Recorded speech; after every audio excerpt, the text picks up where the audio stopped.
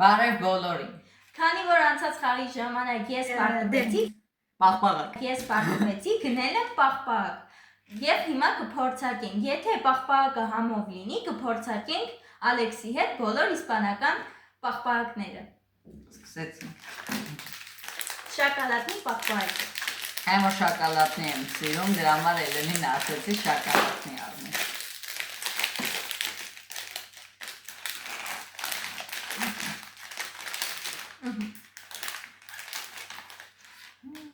Փորձարկում ենք։ Առաջին գծը 3, Անուշոտ 2, ունի։ 1։